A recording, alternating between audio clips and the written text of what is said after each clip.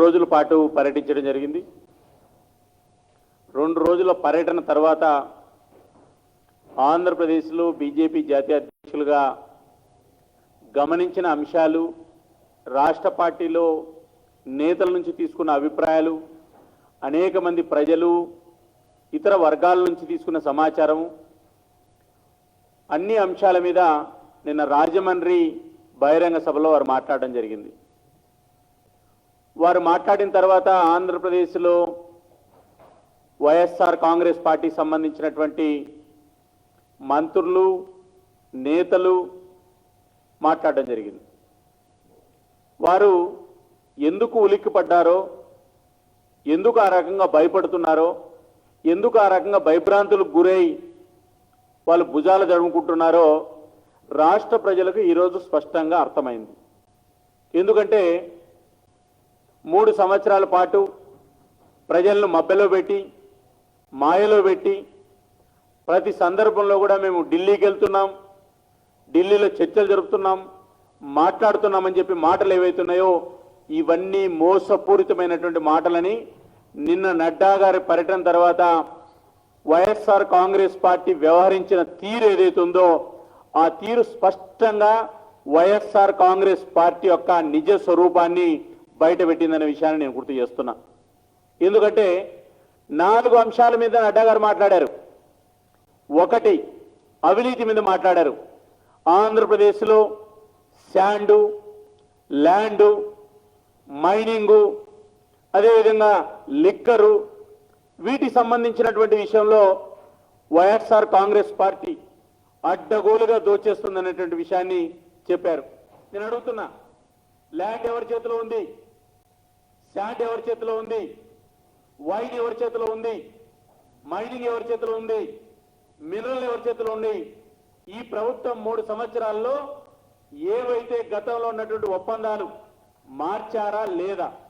మార్చుకోకుండా పోతే మీరు ఆంధ్రప్రదేశ్లో ఈరోజు మినరల్ మంత్రిత్వ శాఖ నుంచి బయట పెట్టండి. 2019 ముందు ఎవరి ఆధీనంలో ఉన్నాయి, 2019 తర్వాత ఎవరి ఆధీనంలో ఉన్నాయి? మద్యం ధరలు, ఆంధ్రప్రదేశ్లో మద్యం ధరలు, పెట్రోల్ ఒకటే కాదు దేశంలో అత్యధికంగా ఉన్నటువంటిది ఆంధ్రప్రదేశ్లో ధరలు, పెట్రోల్ డీజిల్ ధరలే కాదు, మద్యం ధరలు కూడా ఆంధ్రప్రదేశ్లో దేశంలోనే అతి ఎక్కువ ఉన్నాయి. మద్యం నుంచి ఆదాయం రాష్ట్రానికి కాదు, మద్యం నుంచి ఆదాయం డిస్టిలరీస్ ఎవరైతే ఉన్నాయో, కంపెనీలు ఎవరైతే ఉన్నాయో, తయారీదారులు ఎవరైతే ఉన్నారో ఆ మద్యం నుంచి వచ్చేటువంటి వేల కోట్ల రూపాయలు ఎవరి ఆదాయానికి వెళ్తున్నాయో, ఎవరి మద్యం ఆంధ్రప్రదేశ్లో కొంటున్నారు, ఒప్పందాలు ఏందో బయట పెట్టమని చెప్పి నేను అడుగుతున్నా. మరి నడ్డా గారు మాట్లాడిన దాంట్లో తప్పైతే సిమెంట్ ధరలు, స్టీల్ ధరలు, ఆంధ్రప్రదేశ్లో శాండ్ ఒప్పందాలు, శాండ్ కాంట్రాక్టులు ఎవరి చేతిలో ఉన్నాయి? ఈ వాస్తవం కాదా? నడ్డా గారు మాట్లాడుతానట్లు అవినీతి మీద ఉలిక్కి పడుతున్నారే. 3 సంవత్సరాలు ఆంధ్రప్రదేశ్లో అభివృద్ధి లేదు, వైఎస్ఆర్ కాంగ్రెస్ పార్టీ అవినీతిలో కూరుకుపోయిందనేటువంటి విషయాన్ని నేను గుర్తు చేస్తున్నా. నడ్డా గారు మాట్లాడినటువంటి వ్యాఖ్యలకు సంబంధించి ఇప్పుడు మేము అడుగుతున్న వ్యాఖ్యల మీద వైసీపీకి సంబంధించినటువంటి మంత్రులు, ఎమ్మెల్యేలు ప్రెస్ పెట్టి సమాధానం చెప్పమని నేను అడుగుతున్నా. 2ది, కేంద్ర పథకాల గురించి మాట్లాడారు నడ్డా గారు. కేంద్ర పథకాలు 20 లక్షల ఇండ్లు ఆంధ్రప్రదేశ్లో ఇచ్చాం, దేశంలో హైయెస్ట్ మేము అర్బన్ లో కానీ రూరల్ లో కానీ ఇండ్లు ఇవ్వడం జరిగింది, ఎందుకు ఇండ్లు కట్టలేదని చెప్పి ఆయన అడిగారు. నేను అడుగుతున్నా, 3 సంవత్సరాల్లో వైసీపీ ప్రభుత్వం ఎందుకు ఇల్లు ఇవ్వలేదు? ఒకవేళ మీరు కేంద్రం ఇచ్చినటువంటి ఇళ్లకు సంబంధించినటువంటి విషయంలో మీరు కేంద్రం ఇచ్చిన డబ్బులు వాడుకున్నారు తప్ప లబ్ధిదారులకు ఒక ఇల్లు ఇవ్వలేదు. ఉదాహరణ నేను చెప్తాను, 6 నుంచి 7 వేల కోట్ల రూపాయలు మీరు భూములు కొనుగోలు చేశారు ఇండ్ల పట్టాలు ఇవ్వడానికి. దానికి జగనన్న కాలనీలని మీరు పేరు పెట్టారు, ఇన్ఫ్రాస్ట్రక్చర్ డెవలప్మెంట్ పేరు మీద డబ్బులు డ్రా చేశారు. నేను అడుగుతున్నా, మీరు 20 లక్షల ఇండ్లు ఎందుకు జగనన్న కాలనీలో కట్టలేదు? ఒక్క ఇల్లు కూడా కట్టలేదు జగనన్న కాలనీలో. అవినీతి చేసేదానికోసమే, భూములు కొనుగోలు చేసేదానికోసం మాత్రమే, భూములు కొనుగోలు పేరుతోటి ఎమ్మెల్యేలు, మంత్రులు కోట్లు దోచుకోవడం కోసం మాత్రమే 10 లక్షల ఎకరా భూమిని 30 లక్షలకు ప్రభుత్వం దగ్గర కొనుగోలు చేయించడానికి మాత్రమే మీరు ఇళ్ల పట్టాలు ఇచ్చారు తప్ప అవి జగనన్న కాలనీలు కాదు, జగనన్న మాయలో ఉన్నటువంటి అవినీతి కాలనీలు అనే విషయాన్ని నేను గుర్తు చేస్తున్నా. లేదంటే మీడియా సమక్షంలో మీరు జగనన్న కాలనీలు ఎక్కడ ఇళ్లు కట్టారని చెప్పి నేను అడుగుతున్నా. 2ది, కేంద్రం ఏం చేసిందని చెప్పి నేను అడిగారు. కేంద్రం ఏం చేసిందా? మీకు కళ్ళుండి కళ్ళు లేనటువంటి కబోతులు మీరు, చూడలేనటువంటి గుడ్డివాళ్ళు మీరు, చూడలేనటువంటి మీరు అంధత్వంలో కూరుకుపోయినటువంటి వాళ్ళు మీకు కనపడవు. కూతవేటి దూరంలో ముఖ్యమంత్రి ఇంటికి ఎయిమ్స్ నిర్మాణం జరిగింది. భారతదేశంలో ప్రతిష్టాత్మకమైనటువంటి ఒక ఎయిమ్స్ నిర్మాణం జరగడమే కాదు, ఆచరణలోకి వచ్చింది. పేద ప్రజలకు న్యాయం జరుగుతుంది, వైద్యం అందుతుంది. భారతదేశంలో అత్యాధునికమైనటువంటి పేదలకు ఉచిత వైద్యాన్ని ఎయిమ్స్ ద్వారా అందిస్తున్నారు. నేను అడుగుతున్నా, ఆంధ్రప్రదేశ్లో మీ వైసీపీ ప్రభుత్వం ఒక్క ప్రభుత్వ ఆసుపత్రిలో అయినా సరే మీ మంత్రులు పోయి వైద్యం చేయించుకోగలుగుతారా? ఎమ్మెల్యేలు వైద్యం చేయించుకోగలుగుతారా?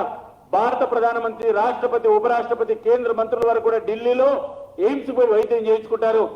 ఆంధ్రప్రదేశ్ లో ఎయిమ్స్ కు ప్రజలు వెళ్తున్నారు. మీ ప్రభుత్వ వైద్య కళాశాలలకు లేదా మీ ప్రభుత్వ ఆసుపత్రులకు, ఆంధ్రప్రదేశ్ లో మీ ప్రభుత్వ ఆసుపత్రులతో పాటు ఇతర వాటిలో సౌకర్యాలు ఉంటే వేల కోట్ల రూపాయలు ఆరోగ్యశ్రీ పేరు మీద ఎందుకు దోచిపెడుతున్నారు? ఆరోగ్యశ్రీ పేరు మీద ఎందుకు ఆసుపత్రులకు అనుమతులు ఇచ్చారు? ఆరోగ్యశ్రీ పేరు మీద ఈరోజు ప్రజలు ప్రభుత్వ ఆసుపత్రి కంటే ఆరోగ్యశ్రీ పేరు మీద ఎందుకు ప్రైవేట్ ఆసుపత్రులకు పోతున్నారు?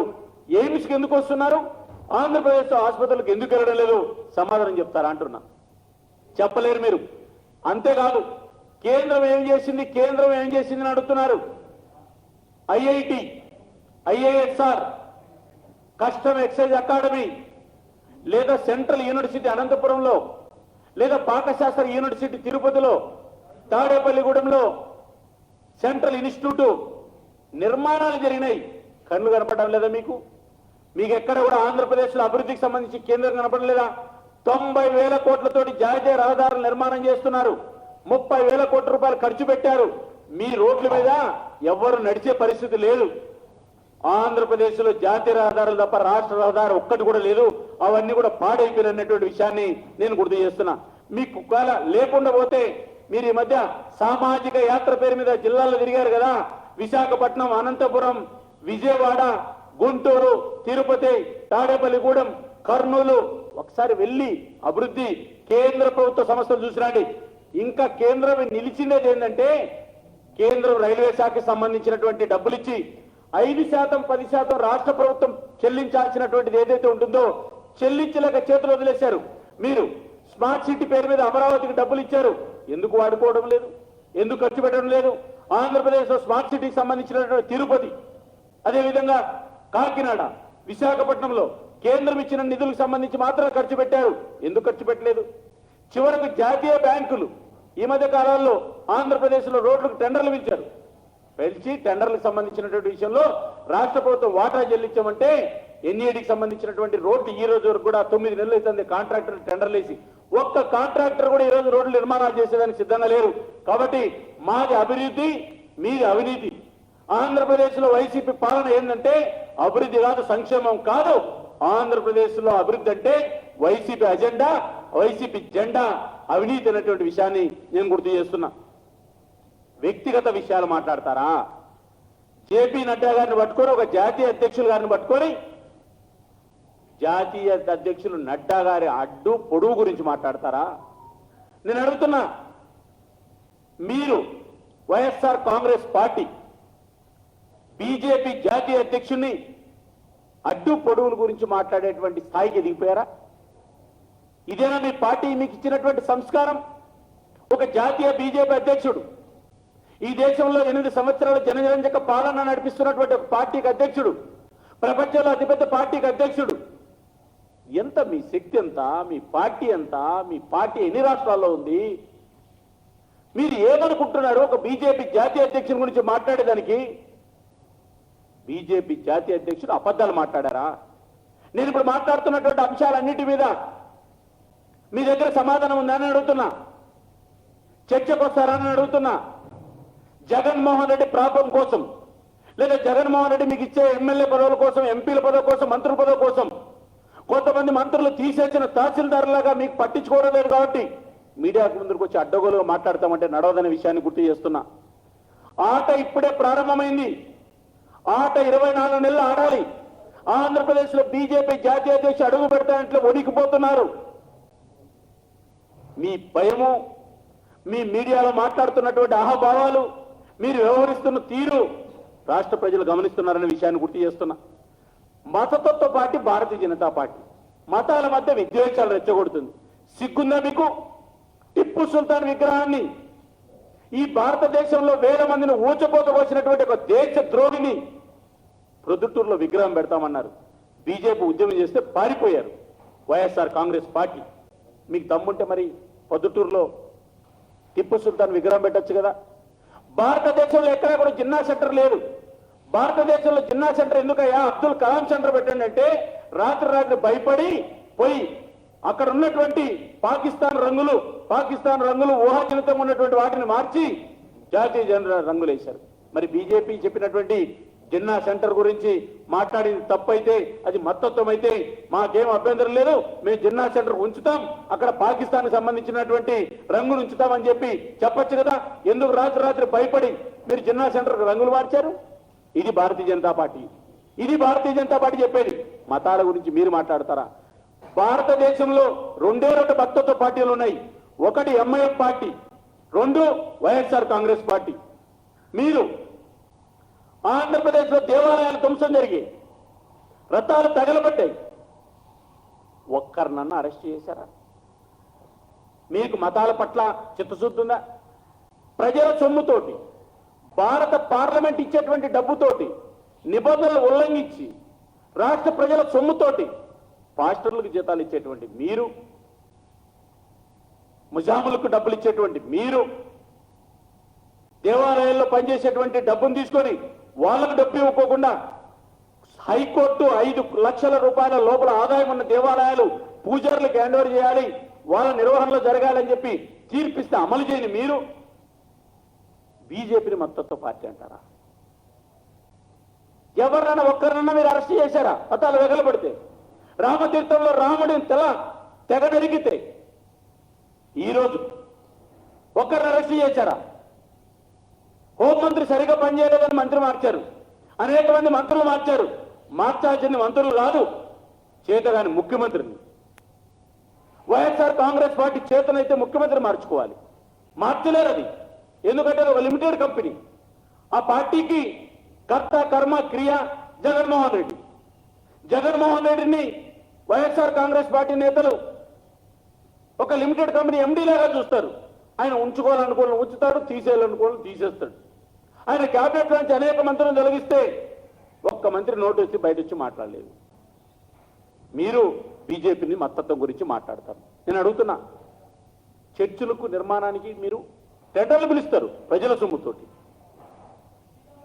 ఆంధ్రప్రదేశ్లో ఎక్కడో చిన్న సంఘటనలు జరిగితే కర్నూలులో అనేక మంది మీద కేసులు పెట్టారు, జైలు పంపించారు. హనుమాన్ జయంతి యాత్ర జరిపితే మసీదుల్లో నుంచి కొంతమంది రాళ్ళేస్తే నెల్లూరులో కేసులు ఎవరి మీద పెట్టారు? హనుమాన్ జయంతి ర్యాలీ నిర్వహణల మీద పెట్టారు. కర్నూలులో ఆత్మకూరులో ఎవరి వాహనాలు తగలబెట్టారు? ఆత్మకూరులో బీజేపీ జిల్లా అధ్యక్షుని జైలు పంపారు 3 నెలలు. ఆత్మకూరులో పోలీస్ స్టేషన్ తగలబెట్టారు. ఈ దేశ ద్రోహ ముఠ ఆంధ్రప్రదేశ్లో రోజు రోజుకు పెరిగిపోతుంటే ఎఫ్డిఎస్ఏ పేరు మీద, పిఎఫ్ఐ పేరు మీద మత విధ్వంసాన్ని రెచ్చగొట్టేటువంటి సంస్థలు ఆంధ్రప్రదేశ్లో పెరుగుతుంటే నోరెత్తలేనటువంటి పరిస్థితులు మీరున్నారు. ఓట్ బ్యాంక్ రాజకీయాల కోసం. శాంతి భద్రతలు ఉన్నాయా? జగన్మోహన్ రెడ్డి గారు 36 నెలల మీ పాలనలో హోంమంత్రి ఇంటికి పరిమితమైనారు. మీ మంత్రి ఇల్లు తగలబెడితే, అమలాపురంలో మీ ఎమ్మెల్యే ఇల్లు తగలబెడితే మిమ్మల్ని మీరు రక్షించుకోలేనటువంటి మీరు రాష్ట్ర ప్రజలను రక్షిస్తారా? ముఖ్యమంత్రి గారు ఎందుకు మాట్లాడలేదు? అంత విధ్వంసం జరిగితే ఈ రోజు కూడా శాంతి భద్రతలకు సంబంధించిన విషయంలో పరామర్శకెళ్తున్న బీజేపీ రాష్ట్ర అధ్యక్షుడిని అడ్డగోలుగా ఈరోజు హక్కులు హరిస్తూ బీజేపీ రాష్ట్ర అధ్యక్షుని ఇప్పుడు ఈ విలేకరుల సమావేశం జరుగుతున్న సందర్భంలో అడ్డుకుంటారు. అమలాపురం భారతదేశంలో భాగస్వామి కాదా? అమలాపురం ఆంధ్రప్రదేశ్లో భాగస్వామి కాదా? ఒక జాతీయ పార్టీ అధ్యక్షుడు వీర్రాజు గారు అమలాపురం వెళ్తుంటే అరెస్ట్ చేస్తారా? అడ్డుకుంటారా? శాంతి భద్రతలు విఘాతం కలిగించే వ్యక్తులను మీ పార్టీలకు సంబంధించినటువంటి వాళ్ళు అక్కడ తగలబెట్టడానికి ప్రయత్నం చేశారు. ప్రశాంతమైనటువంటి కోనసీమ ప్రాంతాన్ని, ఈ దేశం గర్వించేటువంటి ప్రాంతాన్ని తగలబెట్టేశారే. కులాల మధ్య చిచ్చు పెట్టారే, ఓటు బ్యాంక్ రాజకీయాలకు మతాల మధ్య చిచ్చు పెట్టారే. ఇంకా గొప్పగా అంబేద్కర్ గారి గురించి ప్రేమగా మాట్లాడతారు వైఎస్ఆర్ కాంగ్రెస్ పార్టీ. నేను అడుగుతున్నా, కొత్త జిల్లాల ఏర్పాటు సమయంలో అనేక మంది పేర్లు పెట్టారు. అల్లూరు సీతారామరాజు గారి పేరు పెట్టారు, భగవాన్ సత్యసాయిబాబా గారి పేరు పెట్టారు. చివరకు మీ తండ్రి పేరు కూడా వైఎస్ఆర్ కడప తీసేసి వైఎస్ఆర్ అనే పెట్టుకున్నారు. మీరు వైఎస్ఆర్ జిల్లాగా మార్చుకున్నారు. మరి మీకు అంత ప్రేమ ఉంటే, ఓటు బ్యాంక్ రాజకీయాలు కాకుంటే అంబేద్కర్ గారి పేరు ఎందుకు పెట్టలేదు? 30 సంవత్సరాలుగా కోనసీమ జిల్లా కావాలని పోరాడుతున్నారే. కొత్త జిల్లాలకు సంబంధం లేకుండా ప్రజలు ఉద్యమం చేశారే. మరి అంబేద్కర్ గారు ఎందుకు గుర్తు రాలేదు? మీరు అంబేద్కర్ గారి గురించి, అంబేద్కర్ గారి మీద ప్రేమ గురించి మాట్లాడు. రోజు దళితుల మీద దాడి చేసేటువంటి వాళ్ళు, దళితులను చంపేటువంటి వాళ్ళు, చివరకు ఆంధ్రప్రదేశ్లో మీరు అందరూ చూసింటారు, బియ్యం ఇంటింటికి సరఫరా చేసాక వ్యాన్లు పెట్టారు. ఇప్పుడు బియ్యం సరఫరా కాదు, డెడ్ బాడీలు సరఫరా చేస్తున్నారు. ఆంధ్రప్రదేశ్లో శాంతి భద్రతలు ఎట్లున్నాయనే దానికి ఉదాహరణ ఏంటంటే, వైఎస్ఆర్ కాంగ్రెస్ పార్టీ ప్రజాప్రతినిధులు, ఎమ్మెల్సీలు డెడ్ బాడీలు తీసుకుని ఇంటి దగ్గర డెలివరీ చేస్తున్నారు. డెడ్ బాడీలు డెలివరీ చేసేటువంటి స్థితిలో, ఆసుపత్రిలో పేదలు చచ్చిపోతే అంబులెన్స్లో ఇంటి దగ్గరికి పోయి చేర్చరు. ఆసుపత్రిలో పేదలు చచ్చిపోతే అంబులెన్స్ నుంచి చేర్చడానికి 25,000 రూపాయలు డిమాండ్ చేస్తే భుజాల మీద బిడ్డలు తీసుకుపోయి 2 వీలర్లు తీసుకుపోతున్నారు. మానవత్వం మంటగచ్చిపోతుంది. వైసీపీ నేతలు మాత్రం, వాళ్ళ మంత్రులు మాత్రం, ఎమ్మెల్యేలు మాత్రం, నేతలు మాత్రం కొంతమంది సాక్షాత్తు దళితులను ఊచపోత కోసి చంపి డెడ్ బాడీని తీసుకుపోయి ఇంటి దగ్గర డెలివరీ ఇస్తారు. ఆ ఎమ్మెల్సీ జైలుకు పోతే ఆయనకు రాచ మర్యాదలు ఇస్తున్నారు. ఇది మీ శాంతి భద్రతలు. మరి నడ్డా గారు చెప్పిన దాంట్లో ఏముంది? నడ్డా గారికి సంబంధించినటువంటి విషయంలో మాట్లాడేటువంటి నైతిక హక్కు మీకుందా? ఉన్నాయా శాంతి భద్రతలు చెప్పండి నేను అడుగుతున్నా. ఉంటే ఎందుకు వచ్చాయి ఇవన్నీ? ఆంధ్రప్రదేశ్ క్రైమ్ రికార్డ్ ఏంది? ముఖ్యమంత్రి జగన్మోహన్ రెడ్డి ఇంటికి కూతవేట దూరంలో రేపులు జరుగుతున్నాయి, మహిళల మీద దాడులు జరుగుతున్నాయి, వృద్ధుల మీద దాడులు జరుగుతున్నాయి, హత్యలు జరుగుతున్నాయి. మీరు శాంతి భద్రతలకు సంబంధించినటువంటి విషయంలో మీరు మాట్లాడతారా? ఉందా మీకు? ప్రతిరోజు సంఘ విద్రోహ శక్తులు. ఆంధ్రప్రదేశ్లో ఎక్కడ గంజాయి దొరికినా ఆంధ్రప్రదేశ్ దొరుకుతుంది. డ్రగ్స్ ముఠా ఆంధ్రప్రదేశ్ కేంద్ర బృందం అవుతుంది. ఆంధ్రప్రదేశ్లో శాంతి భద్రతల గురించి ఇంకా వైసీపీ నేతలు కాకమ్మ కథలు చెప్తున్నారు. మేము నమ్మాలా? మీరు చెప్తారు, ప్రజలకు ఏం తెలియదు అనుకుంటున్నారు. నేను అడుగుతున్నా, ఆంధ్రప్రదేశ్లో మీరు అన్ని రంగాల్లో వైఫల్యం చేశారు. ఆంధ్రప్రదేశ్లో పాలన చేయడం లేదు. ఆంధ్రప్రదేశ్లో పాలన కాదు, ఆంధ్రప్రదేశ్లో వ్యాపారం చేస్తున్నారు మీరు. ఆంధ్రప్రదేశ్లో ఒక్క పరిశ్రమ రాలేదు, ఒక్క నిరుద్యోగి ఉద్యోగం రాలేదు, వలస వెళ్ళిపోతున్నారు, ఉపాధి లేదు. ఆంధ్రప్రదేశ్లో మిగిలింది ఏంటంటే విధ్వంసం ఒకటి మిగిలింది. ఆంధ్రప్రదేశ్లో విధ్వంసర పాలన మీద. వైసీపీ పాలన అంటే విధ్వంసకరమైనటువంటి పాలన.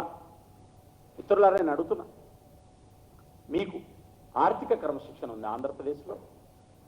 ఆర్థిక క్రమశిక్షణ మీకు ఉంటే ఎన్ని కార్పొరేషన్లో మీరు అప్పులు చేశారు? 56 కార్పొరేషన్లు పెట్టారు. కులానికి ఒక కార్పొరేషన్ పెట్టారు. పెట్టి 1000 కోట్లు తీసుకొచ్చారు. తీసుకొచ్చిన తర్వాత ఎవరు ఖర్చు పెట్టాలి? అది ఆ కార్పొరేషన్లో డబ్బులు ఖర్చు పెట్టాలి కదా. ఆ కార్పొరేషన్లు ఖర్చు పెట్టడం లేదు. 1,00,000 కోట్ల రూపాయలు కాంట్రాక్టర్లకు బకాయిలు ఉన్నాయి ఆంధ్రప్రదేశ్లో. ఎవరికి డబ్బులు ఇవ్వడం లేదు. ఆర్థిక క్రమశిక్షణ లేని రాష్ట్రం ఆంధ్రప్రదేశ్. ఎవ్వరికి భయపడరు. ఆర్బీఐ భయపడరు, కేంద్ర ప్రభుత్వానికి భయపడరు, రిజర్వ్ బ్యాంకు భయపడరు, కాగుకు భయపడరు. విచ్చలవిడిగా ఆంధ్రప్రదేశ్లో. మళ్ళీ వీళ్ళు చెప్తున్నారు, చివరకు కోవిడ్ సమయంలో ప్రభుత్వ ఆసుపత్రుల్లో రోగులకు తిండి పెట్టినటువంటి చిన్న చిన్న కాంట్రాక్టర్లు తిండి పెట్టినటువంటి వాళ్ళకు కూడా డబ్బులు ఇచ్చేటువంటి పరిస్థితి లేదు. మరి మీరు కూడా ఆంధ్రప్రదేశ్లో ఆర్థిక క్రమశిక్షణ గురించి మాట్లాడతారా? చివరిగా ఒక విషయం చెప్తున్నా, అవినీతి అజెండా వైసీపీది. అభివృద్ధి అజెండా బీజేపీది. అందుకే నేను నడ్డా గారు చెప్పారు, వైసీపీ పోవాలి, బీజేపీ రావాలి. ఇదే మా నిదానం, ఇదే మా జెండా, ఇదే మా అజెండా. ఆంధ్రప్రదేశ్ అభివృద్ధిని బీజేపీ మాత్రమే అధికారంలోకి తీసుకురాగలుగుతుంది. ఒక్కటే ఒక విషయాన్ని గుర్తు చేస్తున్నా, ఆంధ్రప్రదేశ్లో వైసీపీ ప్రభుత్వం అధికారంలో ఉండేటువంటి అర్హత కోల్పోయింది. నిజంగా జగన్మోహన్ రెడ్డి గారు చెప్తున్నట్లు 1,40,000 కోట్ల రూపాయలు ఈ దేశంలో స్వాతంత్రం వచ్చిన తర్వాత ఎవ్వరూ ప్రజలకు పంచలేదంట, ఆయన ఒక్కడే పంచాడంట. ఆంధ్రప్రదేశ్లో, భారతదేశంలో ఆయన చెప్పినటువంటి వాటిలో 75-77 సంవత్సరాల స్వాతంత్ర భారతావనిలో ఒక్క రాష్ట్రం ఇన్ని లక్షల కోట్ల రూపాయలు అప్పు చేసి ప్రజల సొమ్మును తీసుకొని ప్రజలతో ఓట్లు కొనుక్కునేదానికి గెలిచిన రోజు నుంచి వాళ్ళ సొమ్ము వాళ్ళకిచ్చి ఓట్లు అడిగేటువంటి ప్రభుత్వం, ఓట్లు అడిగేటువంటి ముఖ్యమంత్రి ఈ దేశ చరిత్రలో జగన్మోహన్ రెడ్డి గారే మొదటివాడు, జగన్మోహన్ రెడ్డి గారే చివరి వారు అనే విషయాన్ని కూడా నేను గుర్తు చేస్తున్నాను మిత్రులారా. ప్రజల సొమ్ముతో ప్రజల ఓట్లు కోరుకునేటువంటి మీరు, అది ప్రజా సంక్షేమమా? ఆంధ్రప్రదేశ్ ప్రజల సొమ్మును ప్రజలకు ఇస్తున్నారు, మమ్మల్ని అడుగుతున్నారు. కేంద్రం ఇచ్చినటువంటి 60,000 కోట్ల రూపాయలు, 70,000 కోట్లు మీ జోబులట్టుగా ఎవరి డబ్బులు అవి? మీ కంపెనీల్లో, మీ ఫ్యాక్టరీల్లో, మీ సంస్థల్లో, మీ లిమిటెడ్ కంపెనీల నుంచి, మీ ప్రైవేట్ లిమిటెడ్ కంపెనీల నుంచి మీరు, మీ మంత్రులు, వైసీపీ నేతలందరూ కూడా రోజు డబ్బులు తీసుకొచ్చి ప్రజలకు పంచుతున్నారా? ప్రజలను జలగల్లాగా పీలుస్తున్నారు. ఆంధ్రప్రదేశ్లో మమ్మల్ని అడుగుతున్నారు. ఏ రాష్ట్రమైనా అప్పు చేస్తుంది, భారత ప్రభుత్వం కూడా అప్పు చేస్తుంది. చేసిన అప్పును 70% నికరంగా ఖర్చు పెడుతుంది భావితరాల భవిష్యత్తు కోసం. భావితరాల భవిష్యత్తు ఉంది ఆంధ్రప్రదేశ్లో. 33 సంవత్సరాల జగన్మోహన్ రెడ్డి గారి వైసీపీ పాలన 30 ఏళ్ళ ఆంధ్రప్రదేశ్ వెనుక నెట్టేసింది. మిత్రులారా, బీజేపీ ఆంధ్రప్రదేశ్లో రానున్న రోజుల్లో జగన్మోహన్ రెడ్డి వైఎస్ఆర్ కాంగ్రెస్ పార్టీ ప్రభుత్వం అవినీతి, అసమర్థ, లేదా వాళ్ళు ఇచ్చిన హామీలు, వాళ్ళు చేసిన మోసాలు, వాళ్ళ వైఫల్యాలు, వీటిని ప్రజాక్షేత్రంలో ఎండగడతాం. రోజు మాతో కాసుకోమని చెప్పి నేను గుర్తు చేస్తున్నాను.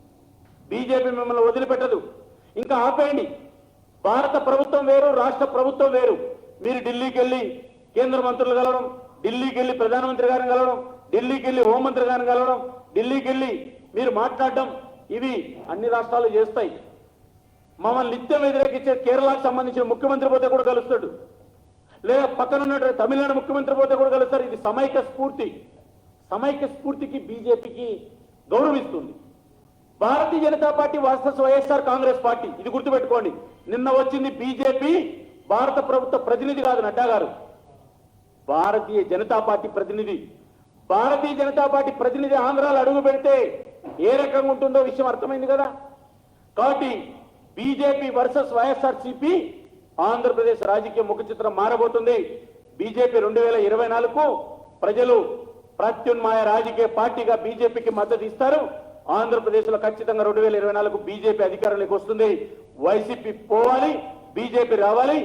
కుటుంబ, కుల, వారసత్వ రాజకీయ పార్టీలకు బీజేపీ ఆంధ్రప్రదేశ్లో రాజకీయ సమాధి చేస్తుంది. ఈ విషయాన్ని ఆంధ్రప్రదేశ్ ప్రజలకు స్పష్టంగా బీజేపీ నుంచి తెలియజేస్తున్నాం. Thank you.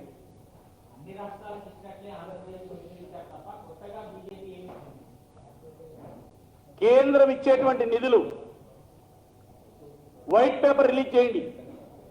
మిగతా రాష్ట్రాలు ఇంత అడ్డగోలుగా కేంద్ర ప్రభుత్వానికి సంబంధించినటువంటి నిధులను డైవర్ట్ చేసి, కేంద్ర ప్రభుత్వానికి సంబంధించిన నిధులను అడ్డగోలుగా వాళ్లేదే. చిన్న ఉదాహరణ చెప్తా మీకు. ఆంధ్రప్రదేశ్లో ప్రభుత్వం ఎంత తప్పులు చేస్తుందనేది దానికి. ఆంధ్రప్రదేశ్లో 7,660 కోట్లు. సమాధానం ఉందే జగన్మోహన్ రెడ్డి గారు? చెప్పండి. పంచాయతీరాజ్ శాఖ మంత్రి సమాధానం చెప్పండి. 7,660 కోట్లు కేంద్రం గ్రామ పంచాయతీలకు నిధులిస్తే 2019 నుంచి 2023కు మొత్తం గ్రామ పంచాయతీలు రిజల్యూషన్ లేకుండా, పంచాయతీలు సర్పంచ్ చేయకోకుండా ఆ నిధులన్నీ నేరుగా రాష్ట్ర ప్రభుత్వం దొంగలించింది. ఇది కాదా తప్పు? కేంద్రం నిధులు ఇచ్చింది, రాజ్యాంగం పంచాయతీరాజ్ చట్టం 16, 17 ఆర్టికల్ ఇచ్చింది, నిధులు డైవర్ట్ చేసుకోమని కాదు, గ్రామ పంచాయతీలు ఖర్చు పెట్టుకోమని చెప్పి సొసైటీతో ఎదగాలని. ఎందుకు? గ్రామ పంచాయతీలకు సంబంధించినటువంటి ఆంధ్రప్రదేశ్లో 12,900 పంచాయతీలు ఉంటే 7,660 కోట్లు ఎందుకు మీరు డైవర్ట్ చేశారు? తప్పు కదా ఇది? ఇంతకంటే ఎవరన్నా చేస్తారా? ఆంధ్రప్రదేశ్కు ప్రత్యేకంగా డబ్బులు ఈ రోజు కూడా దేశంలో నిధులకు సంబంధించినటువంటి విషయంలో 14 నుంచి 16% నరేగా కింద దేశంలో 60,000 కోట్లు ఖర్చు పెడితే 12 నుంచి 14,000 కోట్లు ఒక్క ఆంధ్రప్రదేశ్ అంటే దాదాపు 12, 13 రాష్ట్రాల డబ్బులు ఆంధ్రప్రదేశ్కి ఇస్తుంది. ఉత్తరప్రదేశ్ కూడా అన్ని డబ్బులు లేదు. దేశం అంతా కూడా 1 కోటి ఇండ్లు ఇస్తే 21 లక్షల ఇండ్లు ఆంధ్రప్రదేశ్కి ఇచ్చింది. చేతగాని చావలేని అసమర్థ ప్రభుత్వం నిధులు ఉపయోగించుకోలేకపోతే బీజేపీ ఏం చేస్తుంది? కేంద్రం ఇచ్చిన సంస్థలకు స్థలాలు ఇవ్వాల్సిన బాధ్యత లేదా? ఎందుకు ఇవ్వలేదు స్థలాలు? కేంద్రం నిర్మాణం చేయాలంటే కరెంటు, నీళ్లు, భూమి ఎవరు ఇవ్వాలి? రాష్ట్ర ప్రభుత్వాలు ఇవ్వాలి. ఎందుకు? అమరావతిలో అనేక సంస్థలు నిర్మాణం చేసేదానికి సిద్ధంగా ఉన్నాయి, డబ్బులు బ్యాంకుల ఖాతాల్లో ఉన్నాయి, ఎందుకు చేయలేదు? ఎవరు కారకులు? ఇది అమరావతిని విధ్వంసం చేసింది మీరు కాదా? క్యాపిటల్కి సంబంధించిన విషయంలో ఈ రోజు వరకు గాల్లో పెట్టింది మీరు కాదా? రాయలసీమకు మోసం చేశారు, ఉత్తరాంధ్రకు మోసం చేశారు, అమరావతికి మోసం చేశారు. మోసం మోసం మోసం మోసం ఒక care of address YSR Congress party.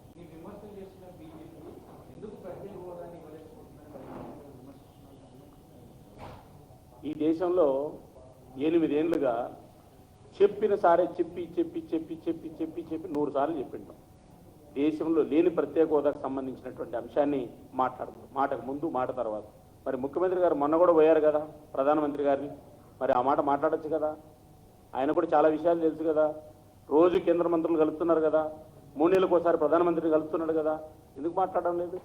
లేదు కాబట్టి బఫే పెట్టారు ఆంధ్రప్రదేశ్లో. కేంద్ర ప్రభుత్వం తీసుకొచ్చి మీకు నచ్చింది తినమని చెప్తున్నారు. లేదు మాకు బిర్యానీ కావాలంటున్నాడు జగన్మోహన్ రెడ్డో లేకపోతే కొంతమందో. ఎందుకు వస్తుంది ఈ ప్రత్యేక హోదా అంశం ఇప్పుడు? ఈ దేశంలో లేదు కదా. ప్రత్యేక హోదా కావాలని ఎన్నికలు పోయినటువంటి పార్టీలు ఏమైనాయి?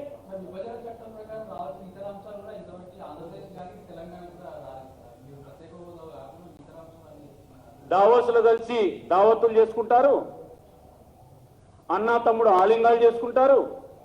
ఆంధ్ర తెలంగాణ పంచాయతీకి వచ్చేలకు మాత్రం నిధుల విషయంలో బీజేపీని అడుగుతారు.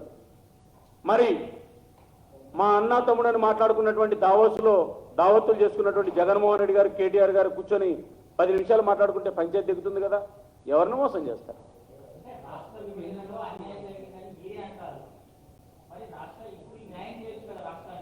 న్యాయం చేస్తున్నాం కాబట్టి, నిధులు ఇచ్చాం కాబట్టి, నిధులు దుర్వినియోగం అవుతున్నాం కాబట్టి, ఉపయోగించుకోలేదు కాబట్టి, చేతగాని సమర్థత లేని ప్రభుత్వం ఉంది కాబట్టి బీజేపీ డబుల్ ఇంజిన్ సర్కార్ రావాలని చెప్తున్నాం. ఆంధ్రాలో బీజేపీ, ఢిల్లీలో బీజేపీ ఉంటేనే గల్లీలో అభివృద్ధి జరుగుతుంది. బీజేపీ ప్రభుత్వము వేరు, బీజేపీ పార్టీ వేరు. నేను స్పష్టంగా చెప్పిన. ఇంకా ప్రజలను మసిపూసి మాడేరికాయ చేసిన వైసీపీ వాళ్ళు ఆపేయండి.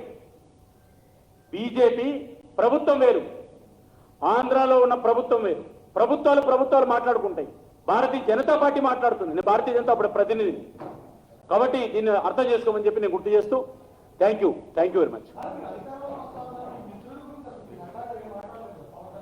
అవన్నీ మీడియా ముందర మాట్లాడరు. నడ్డా గారు బీజేపీ ఎట్లా కలిసి ముందుకెళ్ళాలనేటువంటిది బీజేపీ జనసేన కలిసి ముందుకెళ్తాయి. 2024కు మంచి ఫలితాలు వస్తాయి. Thank you very much.